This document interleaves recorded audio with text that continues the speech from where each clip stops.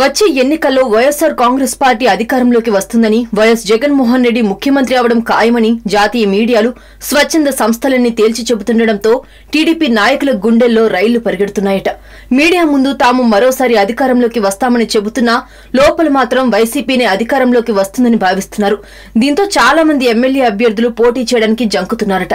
అయితే ఇప్పటికే 2 TDP MLA అభ్యర్థులు తాము పోటీ చేయమని బహిరంగంగా ప్రకటించారు.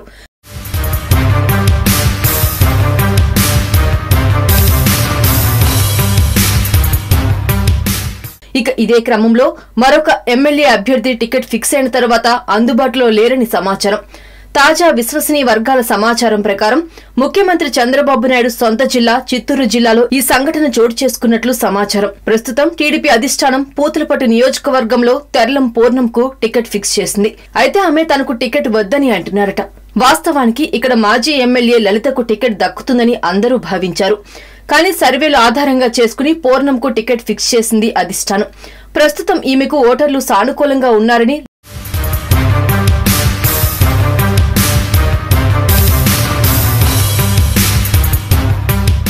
లలితకు వ్యతిరేకత ఉందనే ఉద్దేశంతో పూర్ణం టికెట్స్ ఫిక్స్ చేశారు. అయితే ఇప్పుడు చిత్తూరు జిల్లాలో వైసీపీ వేవ్ పెరుగుతుండటంతో ఆమెకు ఓటమి భయం పట్టుకుని పోటీ చేయకూడదనే నిర్ణయానికి వచ్చినట్లు వార్తలొస్తున్నాయి. అందుకే ఆమె ఎవరికీ అందుబాటులో లేకుండా పోయారని సమాచారం. పార్టీ తరపున టికెట్ ఫిక్స్ చేసిన తర్వాత ఎన్నికల ముందు ఇలా చేయటం ఏంటని అధిష్టానం మండిపడుతోంది. ఇక మరోవైపు వైసీపీ తరపు నామినేషన్ వేసిన ఎంఎస్ బాబు ప్రచారంలో దూసుకెళ్తున్నారు.